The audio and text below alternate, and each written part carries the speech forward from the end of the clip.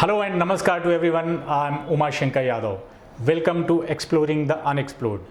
We started this talk show, weekly talk show in November 2022. We have covered a long way. We have covered a long journey where people from all walks of life joined us. They talked about unexplored things and audience have appreciated it all. Today I have a guest from Delhi, Ms. Vandana Yadav. Who has come from Delhi to our place studio. Welcome to the show, ma'am. Thank you so much. Namaskar. So इनकी biodata मैंने देखा बहुत बड़ी है, but मैंने उसको short करके अपने दर्शकों के लिए बनाया है जो मैं बताना चाहता हूँ. वंदना Yadav is an author, poet, writer, editor, motivational speaker, anchor and social worker. She was born in Bikaner, Rajasthan. But basically she is from Haryana and now settled in Delhi. She has written many books, edited magazines and won many awards from prestigious organizations for her literary work, which is more than 5 books as of now. Shuddhi, mainly Shuddhi, which is her latest novel. अब मंजिल मेरी है, कितने मोर्चे, सिक्किम, स्वर्ग एक और भी है, is a travelogue. ये इश्क है, नीला आसमान and few more books are there in the store for the readers. She writes mainly in Hindi. She has edited a magazine which is mainly published by Army Wives Welfare Association, AWA it is called in short. So what is the name of that? AWA General. AWA General. It's a monthly magazine? No, monthly भी है, but मैंने yearly का जो annual edition है उसका हाँ संपादन किया. इन्होंने इनको बहुत सारे अवार्ड्स भी मिले हैं, उनमें मेनली स्त्री शक्ति सम्मान फ्रॉम संस्था प्रयास, महादेवी वर्मा सम्मान फ्रॉम हिंदी साहित्य परिषद मेरठ एंड काका साहब कालेलकर समाज सेवा संस्थान.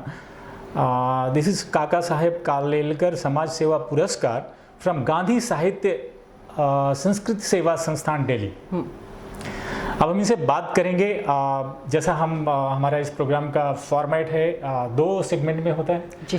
पहले सेगमेंट में आपको थोड़े बड़े जवाब देने हैं, सवाल भी हमारा थोड़ा बड़ा होगा. दूसरे segment is rapid fire round, जिसमें आप एक शब्द में एक सेंटेंस में जवाब दे सकते हैं. जी.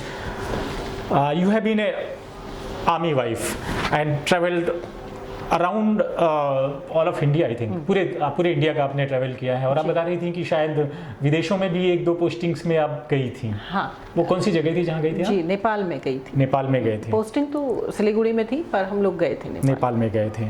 तो ये जो ट्रैवलिंग है, ट्रैवलिंग से पर्टिकुलरली जो जॉब की रिक्वायरमेंट है, जैसे आर्मी का जॉब ही ऐसा होता है, उसमें हमें ट्रैवल करना ही होता है.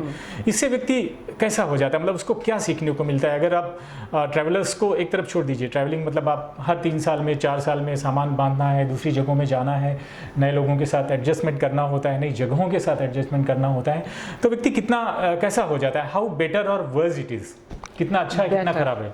बेटर. एक छोटा सा एग्जाम्पल दूंगी. एक पुरानी कहावत है कि कुएं का मेंढक आसमान उतना ही देखता है जितना कुएं की परिधि से दिखाई देता है. आप समंदर में जाएंगे तो आप समंदर जितना देख पाएंगे, आसमान भी और अपने आसपास भी.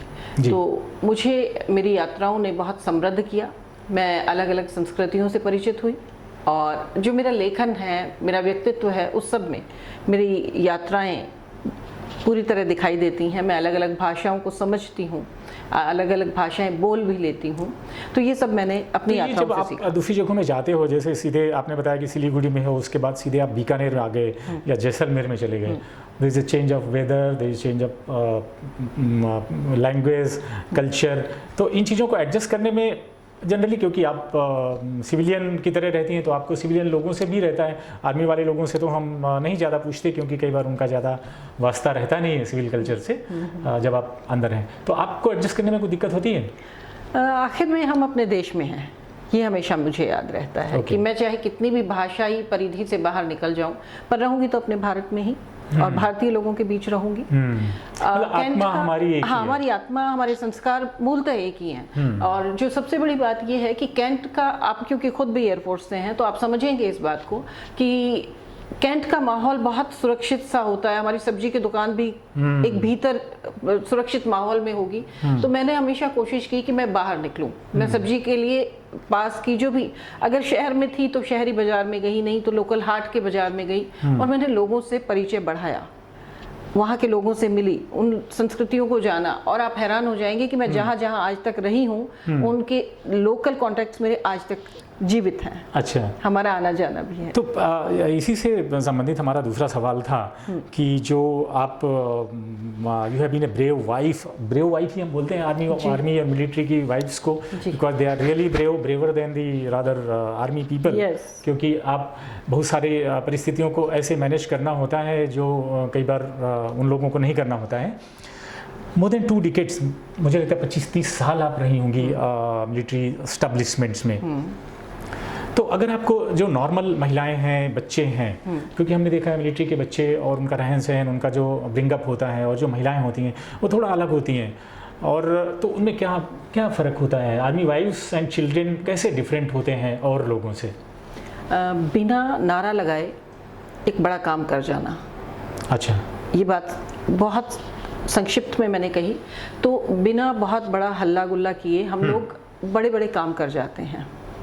ये इसी चीज़ ने सिखाया कि हर 3 साल, हर 2.5 साल बाद हस्बैंड जा रहा है पोस्टिंग पे, उसके पास एक पोस्ट है, उसके पास एक नौकरी है, हमें नई जगह जाके अपने लिए नया संसार खुद रचना है।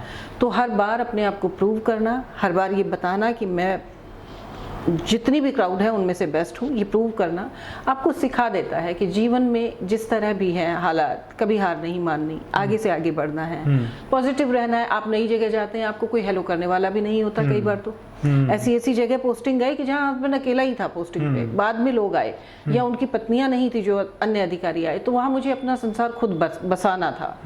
तो मुझे लगता है कि रफ एंड टफ हालात में भी पॉजिटिव रहना, सकारात्मक रहना और खुश रहना सिखा देता है। तो ये जो आर्मी वाइफ्स हैं जो अभी सर्विंग आर्मी या मिलिट्री रादर हमें बोलना चाहिए जी, कि जो मिलिट्री के सर्विंग पर्सनल हैं और रिटायर्ड पर्सनल हैं, उनके लिए you must have been a privileged person, क्योंकि थोड़ा सीनियर हो जाने के बाद बहुत सारी सुविधाएं भी मिल जाती हैं, आपको घर भी मिल जाता है, जाते हैं। तो जो और तकलीफ़ में कुछ लोग होते हैं लोअर रैंक्स के, या जिनको सुविधाएं नहीं मिल पाती हैं, उनके लिए क्या संदेश, क्या उनको क्या चीज़ें मोटिवेट करती रहें, ये क्या संदेश देना चाहती हैं आप कि वो खुश रहना चाहिए, उनको क्या करना है? अगर सिर्फ ये सैनिकों की पत्नियों के लिए सवाल है तो आपने बहुत अच्छा सवाल किया है। मैं एक बात बता दूं कि एक ग्लैमर जो फिल्मों में या टीवी सीरियल्स में या विज्ञापनों में दिखाया जाता है, उसके चपेट में आके कोई भी लड़की किसी सैनिक से शादी ना करे, क्योंकि वो जो दिखाई देती है वो सिर्फ कुछ क्षणों की है तस्वीर जो आपको बरगला देगी, आपको मिसगाइड कर देगी। वहाँ सेपरेशन है, अकेलापन है, डिप्रेशन है, तनाव है, सब कुछ है। क्योंकि वो फौज है जो देश के लिए अपनी जान दे रही है। वहाँ अकेले रह के वाइज डिसीजंस लेना और अपना मेंटल बैलेंस बनाए रखना बहुत ज़रूरी है। लड़कियाँ ये याद रखें कि उन्हें मिसेस सो एंड सो हो के रहना है। क्या वो अपना नाम भुला देने के लिए तैयार है? तो ऐसी घटनाएं होती हैं? ऐसी घटनाएं होती हैं। मुझे भी मिसेस यादव ही कहा जाता था। बाद में मैंने प्रूव किया कि मैं मिसेस वंदना यादव हूँ। मेरी अपनी आइडेंटिटी है।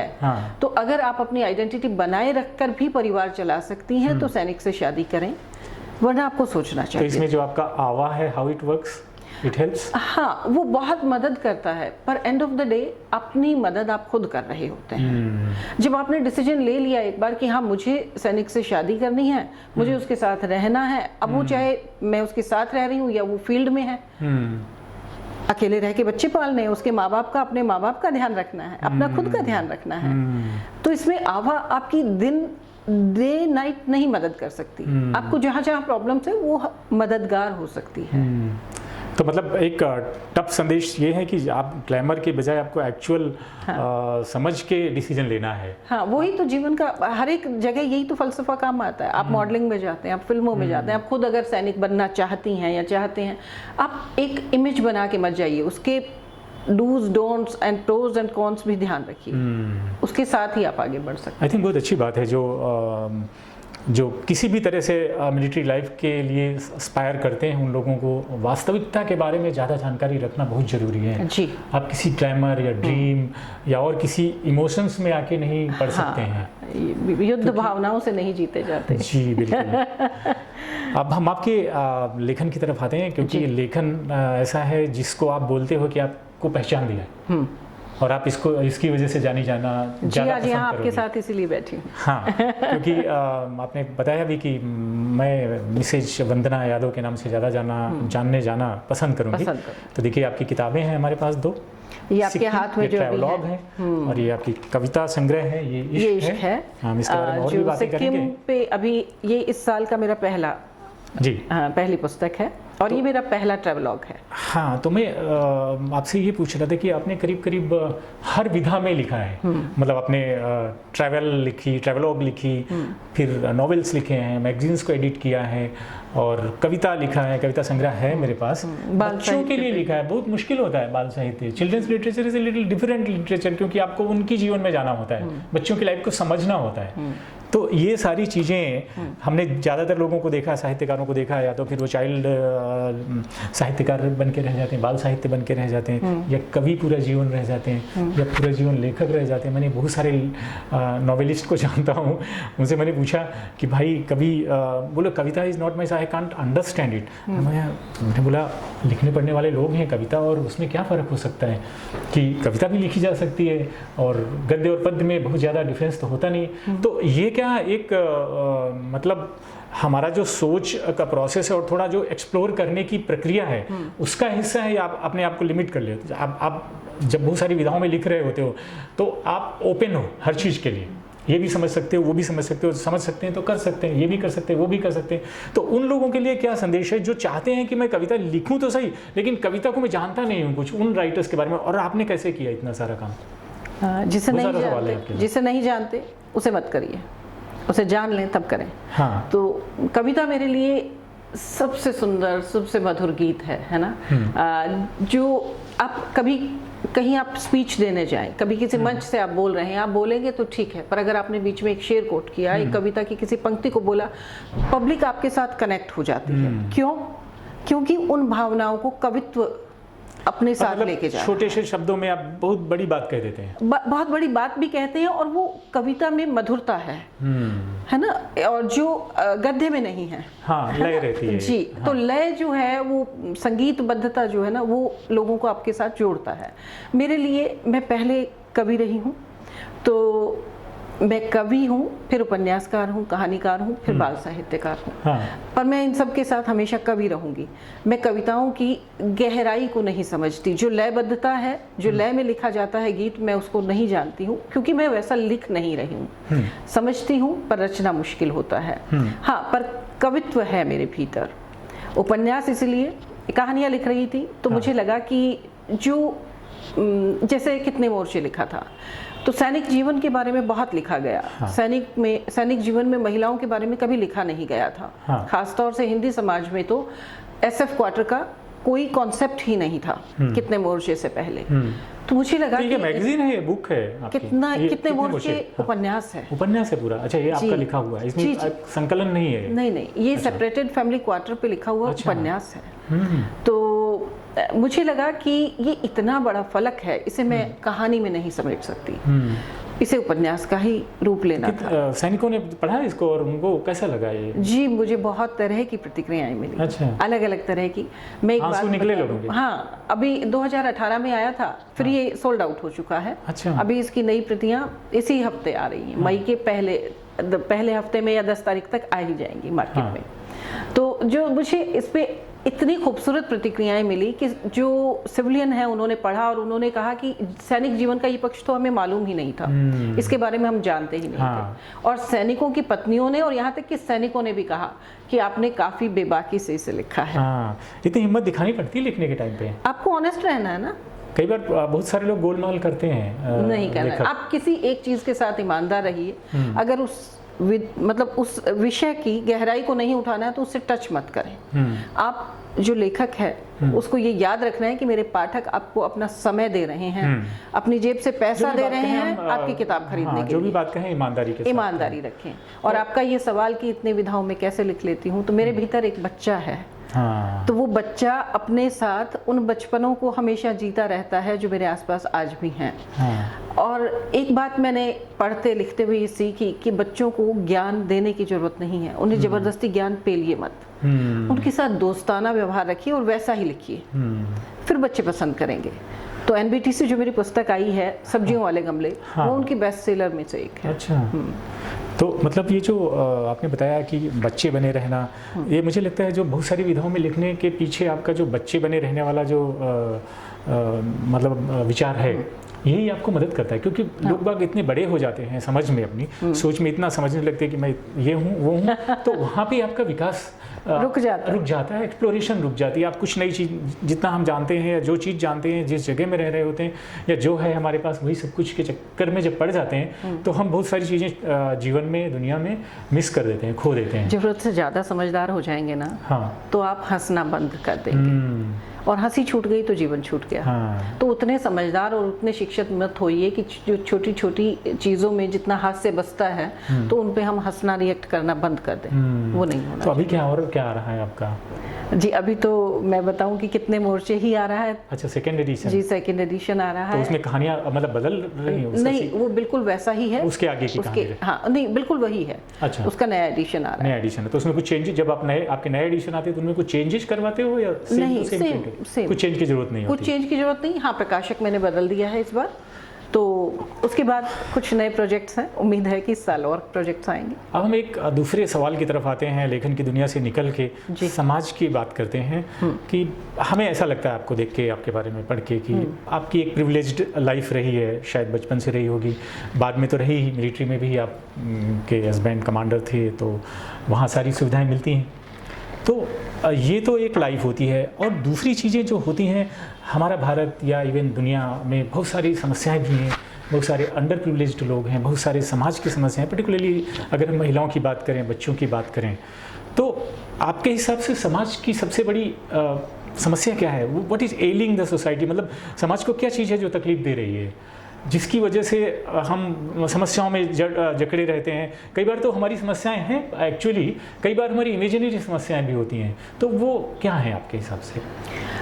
सबसे पहले तो मैं ये बता दूं कि हाँ, मैं अपने माँ बाप के, हम 2 बेटियां हैं जी, तो, और आपके भी 2 बेटियां हैं? हमारे भी 2 बेटियां ही हैं, और मैं उस ज़िले से हूँ जहाँ 1000 बेटियों पे एक दौर में 725 या 27 के करीब ही बेटियां थीं। उस दौर की पैदाइश हूँ, तो मुझे बड़ा फ़ख्र महसूस होता है कि मेरे माँ बाप ने मेरे होने के बाद ये निर्णय लिया, ये डिसीजन लिया कि हमें तीसरा बच्चा नहीं चाहिए, और उन्होंने अपने जो भी प्रिकॉशंस लेने थे वो लिए। जीवन में यही डिसीजन लिया? जी, मुझे 2 बच्चे चाहिए थे, और 2 बच्चे वो ऊपर वाले की देन, लड़की हो लड़का हो उससे फ़र्क नहीं पड़ता, 2 बच्चे हों। क्योंकि आपने ये सवाल उठाया, तो मेरा एक छोटा सा सवाल इसमें ये भी है कि परिवार में बहुत सारे लोग होते हैं, बहुत दबाव होता है महिलाओं का, परिवार के बड़े लोगों का, इवन मेन का, कि नहीं हमारे लड़के भी होने चाहिए लड़कियों के अलावा।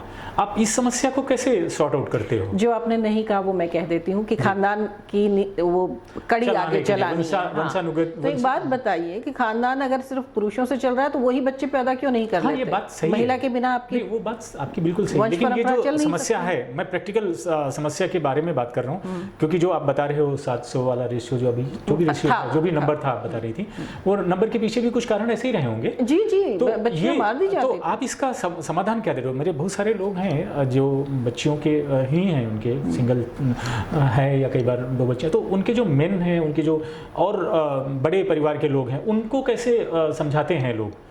पेरेंट्स की बात कर रहा हूं, आप हुए, हस्बैंड हुए। जी देखिए, वो दौर तो अब जा चुका जब भ्रूण हत्या होती थी, वो तो चला गया है ना। और दूसरी बात, अब वो भी दौर नहीं है कि बेटियां पैदा होते ही पानी के या दूध के मटके में डुबा के जमीन में दफना दी जाती थी, वो दौर भी अब नहीं रहा।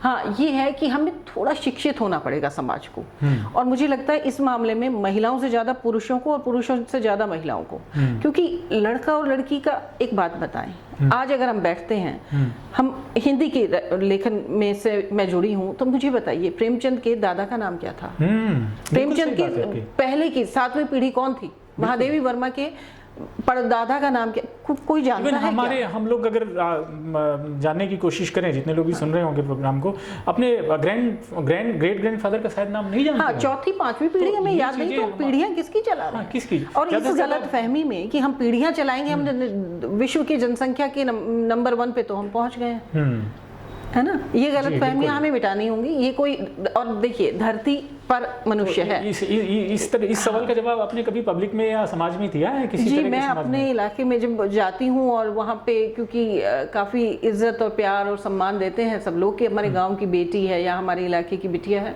वहाँ मैंने ये बात कई बार उठाई और कई बार कहा, और लोग कन्विंस भी हो रहे हैं। तभी वहाँ पे जनसंख्या में जो स्त्री और पुरुष का जो असमानता की दर थी वो कम भी हो रही है। ये सिर्फ मेरी वजह से तो नहीं है, बहुत से लोग काम कर रहे हैं, हम जो पर सभी अपना बूंद बूंद योगदान दे रहे हैं। बिल्कुल सही बात आपने किया। जो हम छोटी छोटी बातें करते हैं ना, हाँ, उससे ये बहुत असर फर्क पड़ता है। अगर 2-4 व्यक्तियों ने भी इन बातों को सुन लिया और समझ लिया और उनको अपने ऊपर अप्लाई कर लिया, तो हमारी बात करने का पर्पस मकसद हल हो जाता है। और ये बातें हमें और एक्स्ट्रापोलेट करनी है, मतलब हमें इनको आगे बढ़ाना है बातों को। आपकी बात, हमारी बात, ये सब आगे चलती रहे। इससे क्या होगा कि कुछ समस्याएं समाज की कम होंगी। इसके अलावा ये तो बात से बात निकली। तो अब आप बताइए कि प्रिविलेज्ड लाइफ है, तो मैं आपको बताऊं कि जो अंडर प्रिविलेज्ड लोग हैं, उनकी समस्याएं बेसिकली क्या हैं? जी, तो जो प्रिविलेज्ड बताया, तो मैं ये बता रही थी कि मैं बेशक अपने माँ बाप के, हम 2 ही बेटियां थे, बेटा नहीं था तो हमारे साथ वो कंपटीशन नहीं था कभी भी। उसके बावजूद हरियाणा के लगभग सबसे पिछड़े गांव से मैं आती हूँ। हमारे गांव में नल नहीं थे, हम पानी खींच के लाते थे, और बाकायदा सड़कें नहीं थी। तो जब बहुत उस टाइम पे मुझे लगता है 30-40 साल पहले तो गांव में नल नहीं थे, वैसे भी कहीं भी नहीं, ऐसा नहीं था कि सभी जगह नहीं थे। हाँ, मतलब शहरी इलाके, ये कहना कि मैं प्रिविलेज्ड थी वो नहीं था। हाँ, मैं इस तरह प्रिविलेज्ड थी कि हमें पढ़ने को बहुत साहित्य दिया गया। मम्मी पापा ने बहुत कुछ प्रोवाइड करवाया। मम्मी पापा ने जितना हमें घुमा सकते थे, उनके सीमित साधन थे। उस दौर में ऐसा नहीं था कि आप उठ के कहीं भी आज प्लान किया, जैसे आज मैं आ गई हूँ आपके गुजरात में, ऐसा नहीं होता था। पर उन्होंने बहुत घुमाया, बहुत पढ़ाया, तो उसका असर मेरे व्यक्तित्व पे आज भी है। हम इसको भी प्रिविलेज ही बोल सकते हैं। बहुत अच्छी बात बताई आपने जी। तो जो और हैं, मतलब जो हमारी दूसरी समाज की समस्याएं हैं, आपके हिसाब से आज के टाइम में सबसे बड़ी समस्या क्या है समाज की? मुझे लगता है सबसे बड़ी शिक्षा, कि सबको शिक्षित होना बहुत ज़रूरी है। ये सबसे बड़ी समस्या है। शिक्षा नहीं है, इस वजह से जनसंख्या बढ़ी। समझदारी जी, शिक्षा से ही आएगी वो। और एक बात मैं आपको बता दूं कि बहुत बार हमने देखा कि बहुत कम पढ़े लिखे होते हैं, या कई बार नहीं पढ़े, बट बहुत समझदार होते हैं लोग बाग। मतलब उनकी सब नहीं हो पाते ना, सब नहीं हो पाते, क्योंकि देखिए बहुत से लोग गांव देहात में पढ़ के भी आईएएस बन गए, आर्मी ऑफिसर्स बन गए, आईपीएस बने, पर सब नहीं बने। उनको थोड़े सहारे, थोड़े सहयोग की जरूरत होती है। तो मुझे लगता है कि शिक्षा बहुत जरूरी है। शिक्षा इज बेसिक, है ना? और जब आपके पास बेसिक शिक्षा आ जाएगी तो उसके बाद आप साहित्य पढ़ सकते हैं, उसके बाद आप जितने भी आध्यात्मिक किताबें हैं उनको पढ़ पाएंगे। तो कहाँ से ज्ञान कहाँ से आएगा? अच्छी किताबों से आता है। बिल्कुल, शिक्षा बेसिक है हमारे लिए, और जो समाज शिक्षित होगा वही आगे बढ़ पाएगा, आगे के बारे में सोच पाएगा। बहुत बढ़िया जवाब दिया आपने वंदना जी, और आपसे बात करना मुझे बहुत अच्छा लग रहा है। बहुत सारी अच्छी बातें निकल के आ रही हैं जो हमारे लिए, हम सबके लिए और समाज के लिए बहुत फ़ायदे की हैं। हमारे सेगमेंट का जो आखिरी सवाल है वो मैं आपसे पूछना चाहता हूँ अभी, क्योंकि अब जब से आप सिविल लाइफ में आई हैं, पहले भी आप कनेक्टेड ही रहती थी सिविल से, आपने बहुत सारे राइटर्स से भी मिलती हैं और लिखती हैं, प्रकाशकों से भी मिलती हैं। तो जो भी पर्टिकुलरली हिंदी साहित्य है, अगर हम हिंदी साहित्य की बात करें तो इसके जो लेखक हैं, कवि हैं, प्रकाशक हैं, और जो जिस तरह का साहित्य लिखा जा रहा है, उसके बारे में आपके क्या विचार हैं कि मतलब कहाँ पे है? क्योंकि आपने हिंदी साहित्य में एमए किया हुआ है, तो आपको हिंदी का अच्छा ज्ञान है कि आपने हिंदी को पढ़ा हुआ है शुरू से। तो शुरू वाले में और अभी वाले में क्या फ़र्क है? हम अच्छा बुरे की बात नहीं कर रहे हैं, केवल फ़र्क की बात कर रहे हैं। पहले भी बहुत कुछ लिखा गया जी, पर जीवित वही रहा जो सकारात्मक था, जो सारगर्भित था। आज भी बहुत कुछ लिखा जा रहा है। आज ये आधुनिकता के दौर में बहुत ज़्यादा ही लिखा जा रहा है, पर जीवित वही रहेगा जो सार्थक है, जो सारगर्भित है, जो मूल्यवान है।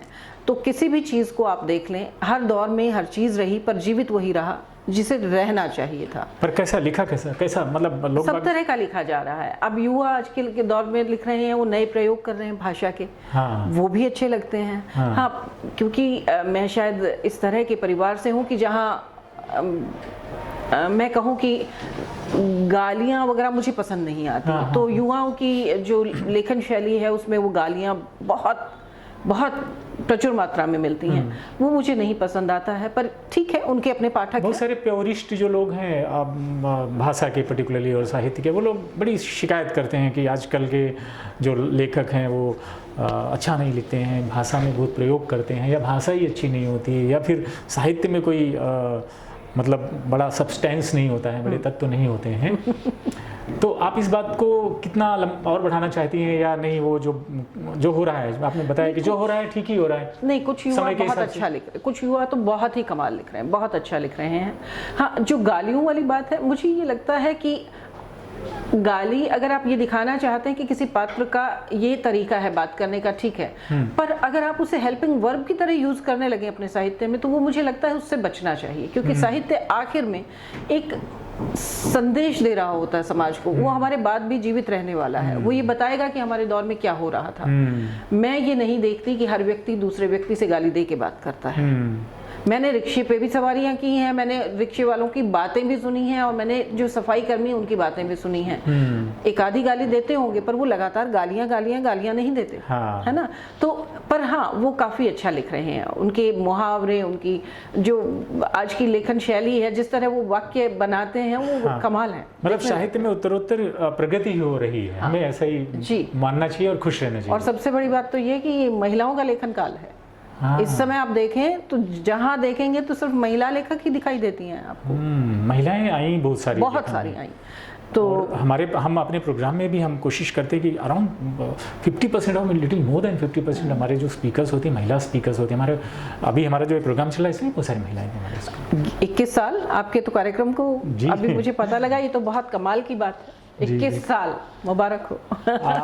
मतलब ये जो 2016 में हमने स्टार्ट किया था एक्चुअली। अच्छा, मुझे 2002 लगा था।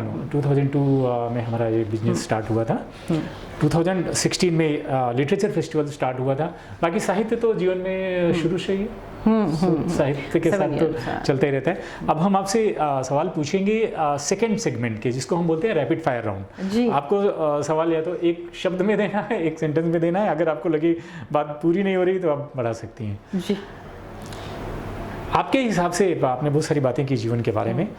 जीवन को अगर एक शब्द में परिभाषित किया जाए तो क्या है जीवन? आनंद, आनंद। और आनंद वो कहीं भी हो सकता है, चाहे आप दुख में हैं, चाहे सुख में हो, चाहे सभी रंग होते हैं अमीरी में।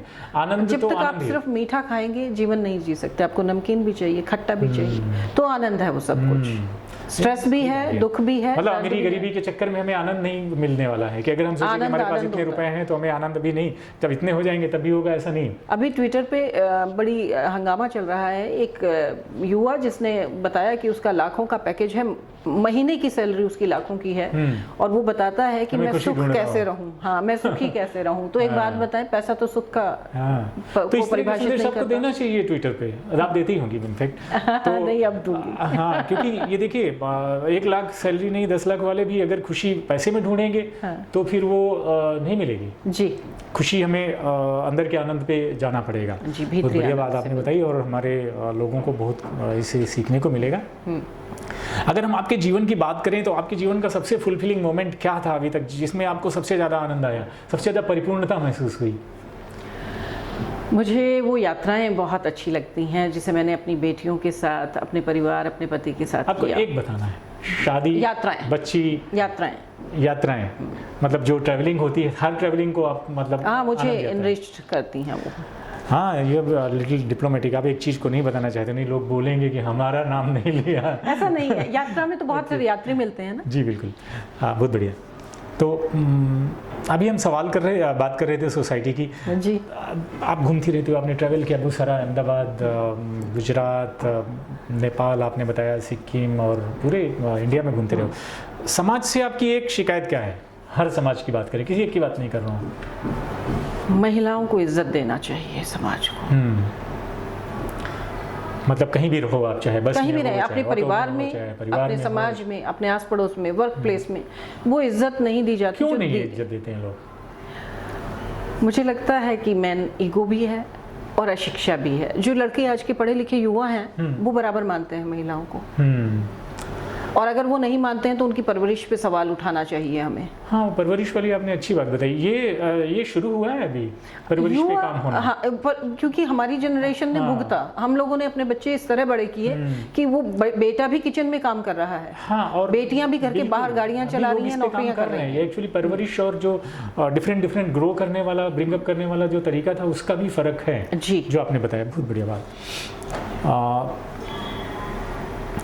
आज का जो साहित्य है, हिंदी साहित्य में आप ज़्यादा काम करती हैं, हिंदी साहित्य में लिखती हैं, आपका फेवरेट साहित्यकार कौन है आज के टाइम का? साहित्यकार को तो मैं फेवरेट कभी नहीं कहूंगी, किसी की कोई कहानी, किसी की कोई रचना, कोई कविता या उपन्यास, किसको मतलब अलग अलग आप पसंद किसी को मानती होगी कि नहीं ये बढ़िया हैं, लिखते भी अच्छा हैं और इंसान भी अच्छे हैं? और इंसान और साहित्यकार दोनों अलग अलग हैं। अच्छा, आप ये बात बहुत क्लियरली बोल रही हैं। बहुत क्लियरली बोल रही हूँ, क्योंकि हमने बहुत से बड़े बड़े नाम के साथ बात पे थोड़ा बात करना चाहता हूं, इसलिए बहुत से बड़े बड़े नामों के साथ हमने बहुत से कंट्रोवर्सीज देखी। मैं उस कंट्रोवर्सी में इसलिए नहीं जाना चाहूंगी कि न मैं उस युग में थी, न मैं उन लोगों के साथ में थी कि वो सही थे या गलत। बिल्कुल सही आपने बताया। हमने बहुत बार लोगों से मिला, बहुत सारे दर्शकों से, जो उन लोगों ने ये बताया कि मैं उसको, उस कवि को या उस राइटर को या ऑथर को या मे भी एक्टर को या प्लेयर को इतना बढ़िया मानता था, मैंने ये किया वो किया, लेकिन जब मैं मिला तो मुझे ऐसा लगा कि अरे यार ये तो डिसअपॉइंटेड। तो ये बात आपने बहुत सही कही कि देखिए, फेवरेट व्यक्ति से कभी मिलने का प्रयास नहीं करना चाहिए। कला को अलग रखो, कला को पसंद करो तो बस कला को ही पसंद करो, व्यक्ति को पसंद करो तो व्यक्ति को के बारे में जानो, फिर व्यक्ति को पसंद करो। अगर आपको पसंद आ रहा है तो पसंद करो, तो दोनों को मिक्सअप मत करो। तो मिक्सअप क्यों नहीं कर सकते हम आखिर?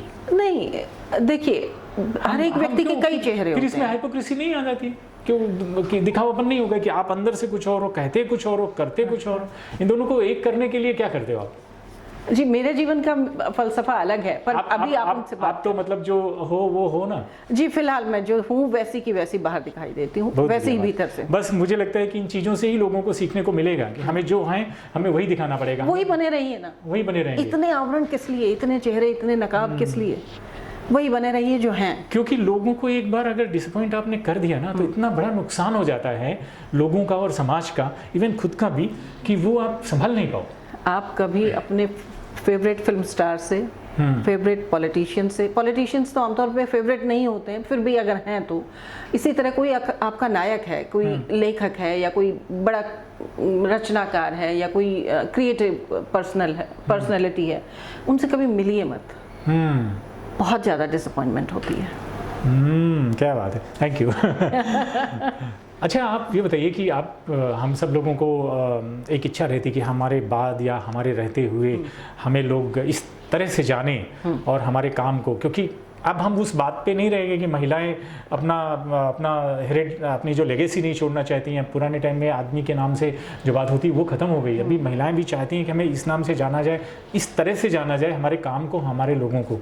और वो पहले से भी था, अभी नहीं ऐसा, लेकिन अभी थोड़ा ज़्यादा हो रहा है। तो किस तरह की लेगेसी आप छोड़ना चाहोगे? आप किस तरह से जाना चाहती हो कि आपको इस नाम से इस तरह से जाने?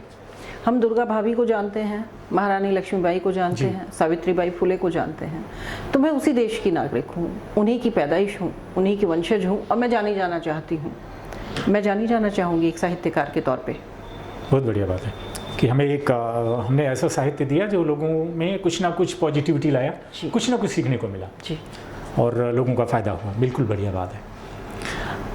अगर आपको अधिकार दिया जाए, इमेजिनरी पावर है कि नहीं, आपके पास पूरे पावर हैं और आपको एक चीज़ चेंज करनी है समाज में, तो क्या चेंज करेंगी? मैं चाहती हूँ हर व्यक्ति शिक्षित हो।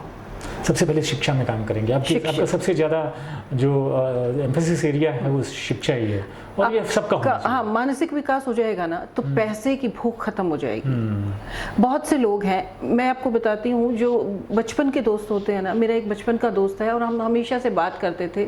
उसने ये कहा था कि वंदम, मैं चाहता हूँ एक ऐसा स्कूल बनाना जहाँ बच्चे आए तो वो शिक्षा लेके जाएं, वो कंपटीशन की दुनिया में ना जा रहे हैं। बड़ा लिबरेटिंग होता है, बड़ा वो बंधनों को तोड़ता है। आज उसने बहुत अच्छा स्कूल खोला है गांव के बीच में, आसपास उसके कोई शहर नहीं लगता, और वहाँ बच्चे आते हैं सिर्फ पढ़ाई के लिए। जी बिल्कुल, वो कंप्यूटर नहीं बन रहे, रोबोट नहीं बन रहे। बिल्कुल, शिक्षा से हमारे जो बंधन है, आर्थिक, सामाजिक, तमाम तरह के बंधन है, वो टूटते हैं, लिबरेट होता है इंसान, ओपन होता है। बस एक दो और सवाल आपसे। बहुत बढ़िया लगा आपसे बात करके, मुझे लग रहा है बहुत फ़ायदा हुआ होगा लोगों को। हमने बात किया इस बारे में, लेकिन अब एक बार और बता दीजिए कि आप मेन को क्या एडवाइस देना चाहेंगी, आदमियों को क्या सलाह देना चाहेंगी कि समाज के लिए या परिवार के लिए अच्छा बने, अच्छा करें, मतलब ये करें तो अच्छा कोई रहेगा? सलाह नहीं, क्योंकि मैं तो कोई बहुत महान ज्ञाता या विद्वान इंसान नहीं हूँ। बस मैं ये कहूँगी कि हम्बल बने रहिए। अगर एक स्त्री अकेली समाज नहीं चला सकती तो पुरुष भी नहीं चला सकता। हम्बल बने रहिए, जो आसपास है उन्हें एक्सेप्ट कीजिए। वो ऐसे वाली पावर मत रखिए, मतलब ज़्यादा होशियारी नहीं दिखाना है। जी बिल्कुल सही बात है। ये अच्छा शब्द है। तो हमारी किताब है आपके पास, ये इश्क है। अब ये इश्क है, मतलब ये इश्क क्या है, व्हाट इज इश्क? आपके हिसाब से इश्क क्या होता है? जिसके साथ हम समय बिताना चाहें। जिसके साथ हम समय बिताना चाहें, ओके। मतलब जो हमेशा किसी न किसी तरह से आपके मानसिक स्पेस को ले, आपके दिमाग को ले, हाँ, वो दिल प्रकृति हो की सकती जगह को भी ले। वो प्रकृति हो सकती कुछ है, भी हो सकता वो कोई सजीव व्यक्ति, मतलब दिल और दिमाग पे जो थोड़ा पक्षी, कब्जा कुछ कर भी, पाए। हाँ, जो भी चीज़ हो, जो आपको सुकून दे, चाहे वो ड्राइविंग हो, चाहे पहाड़ हो, चाहे व्यक्ति हो, जो आपको सुकून दे। तो ये इस किताब में जीने क्या की इश्क ललक है दे। आपका? हर तरह का इश्क है? जी, मेरा इश्क, पहला इश्क तो हमेशा से पहाड़ ही है। पहाड़ी हैं, तो मतलब जितने इश्क हैं सब इसमें हम सब इसमें है, पहाड़ है, नदियां हैं। देखिए, अगर आपको इश्क करना है तो ये किताब पढ़िए सब लोग। ये इश्क है और ये अवेलेबल है अमेज़न पे, मिल जाएगी। मुझे मेरे बचपन से इश्क है। अब हम अपने इस प्रोग्राम के आखिरी सवाल पे आ गए हैं, जिसमें आपको ये बताना है कि गाने सुनती हैं? हाँ, हिंदी गाने सुनती हैं? गानों ने बड़ा किया। गानों ने बड़ा किया। अब आप ये बताइए कि एक गाने का नाम बताइए जिसने आपको बड़ा किया है, जिससे आप बड़ा इंस्पायर होती थी बचपन में, कहीं भी तकलीफ में आए तो ये गाना सुन लिया या फिर वो गाना सुन लिया। हमारे राइटर और कवि, जैसे आप कवि हैं, कवि बहुत महान लोग हैं, वो हमारे हर मानसिक स्थिति के लिए कविताएं लिखे हैं।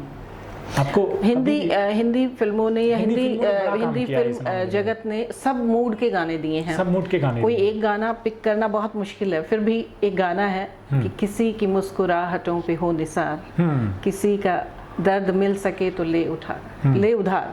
हाँ, ये गाना मुझे बहुत पसंद है। मतलब हम लोगों को अगर मुस्कुराहट दे सकें और उनका दर्द ले सकें तो हमारे जीवन का मकसद पूरा हो जाता है। जी, बहुत बढ़िया है, बहुत अच्छा गाना है जिसको आपने देख के बड़ा किया, और ये आपके व्यक्तित्व में परिलक्षित भी होता है। हमें पता चलता है देख के कि इन गानों से ही आप बड़े हुए हैं। Vandana ji, thank you so much for coming to my studio and it was privilege talking to you. आपसे बात करना मुझे बहुत अच्छा लगा, और मैं उम्मीद करता हूँ कि हमारे दर्शकों को इस बातचीत के माध्यम से अच्छे संदेश जाएंगे और कुछ ना कुछ सीखने को मिलेगा। एक्सप्लोरिंग द अनएक्सप्लोर्ड का ये हमारा आखिरी एपिसोड है। दूसरे प्रोग्राम लेके आएंगे। ये प्रोग्राम हमारे एक्सप्लोरिंग द अनएक्सप्लोर्ड के सारे यूट्यूब चैनल, दैट इज़ www.youtube.com/c/अहमदाबाद इंटरनेशनल लिटरेचर फेस्टिवल पे अवेलेबल हैं। ये हमारे ट्विटर हैंडल पे भी मिल जाएंगे, HM Lit Fest, और ये फेसबुक पेज पे भी मिलेंगे, अहमदाबाद इंटरनेशनल लिटरेचर फेस्टिवल। आप लोगों ने हमें जिस तरह से इस प्रोग्राम के माध्यम से एनकरेज किया, सपोर्ट किया, उसके लिए हम आपका तहे दिल से शुक्रिया अदा करते हैं। और हमें बड़ा जो इससे एनकरेजमेंट मिला है, हम दूसरे प्रोग्राम भी बहुत जल्दी लेके आएंगे। अहमदाबाद इंटरनेशनल लिटरेचर फेस्टिवल की डेट्स का अनाउंसमेंट भी जल्दी किया जाएगा।